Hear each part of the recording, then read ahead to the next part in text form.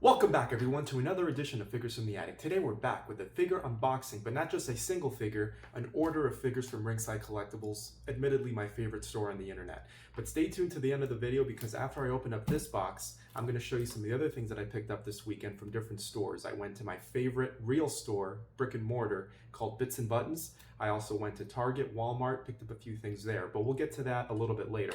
I actually ordered this from Ringside Collectibles. As you can see, Mattel Toys. I mean, there's not many greater sights than that. You know, when you get this at your doorstep, after a delivery truck comes by, that's always a good day. But I ordered this about 2 weeks ago, and it's been sitting here at home for about a week now. It took about a week for the delivery. So it's been about, like I said, 2 weeks since I ordered this. I actually forgot what all is in here. So it's fun. It's kind of like a little Merry Christmas to me in May, almost June. But let's see. You'll be as surprised as I am with what's in here. So let's get this bad boy opened up. Ta-da. Okay, let's see. Let's start with, oh, that's right. Hulk Hogan Ultimate Edition. The one where he has that really, really cool looking ripped shirt. I think it's going to look great in my display. As you can see, I did recently fill out finally my second shelf over here, and I have a placeholder Hogan for my 90s area. I'm going to replace it with this right here. So I'm excited to get this one opened up. What else do we have in here? There we go. We have Crush, sorry, Demolition Crush. I recently, if you watched my videos recently, I picked up Axe and Smash by Mattel. The one that they didn't have on the pegs was this Crush. So I went ahead and ordered him from Ringside Collectibles. They never disappoint. There he is right there. Very nice looking figure. And we have someone for my tag team shelf because I'm also building a tag team shelf back there. First we have Booker T in that blue variant. I think that's an awesome look. Booker T, and of course, if you're gonna do a tag team shelf, you have to have tag teams. So his partner, Stevie Ray.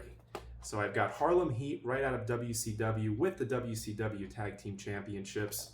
Very excited to see these. I was on the hunt for them when they first came out with the Monday Night Wars, Stevie Ray and Booker T, but I was never able to find them on the pegs at Walmart. So I went ahead and waited, played the long game, and I got these blue variants, which I think look even better than the black, and I think red. But yeah, these blue look great. So I'm excited to get those opened up.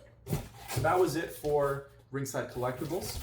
But like I mentioned, I also visited some stores this weekend. First of all, Target, and I was able to find one of these on the pegs. We got Chelsea Green cosplaying as Cactus Jack, and of course Cactus Jack right next to her. We also have the Women's United States Championship belt, so that's an awesome addition. Mick Foley just recently joined AEW, so he's no longer with WWE. This may end up being one of, if not the last, Mick Foley Cactus Jack figures that Mattel releases, at least for some time. So I was excited to have that one. Also, something a little different. The rest of these are actually not wrestling related. I picked this up from my favorite store in South Florida, Bits and Buttons. It's an awesome toy store, collectible shop. They have everything from retro to new. I'm building also a Dragon Ball Z shelf area right here. It's a little bit bare. I do have some of the classics, Piccolo, Goku, Gohan, Vegeta, Trunks, but I don't have my favorite villain. I actually don't have any villains, unless you consider Piccolo a villain. Right there. But my favorite all-time Dragon Ball Z villain is Cell. So I was able to get Cell in his final form. All of the Dragon Ball Z figures that I have displayed back there are by SH Arts. I think that's the name of the company.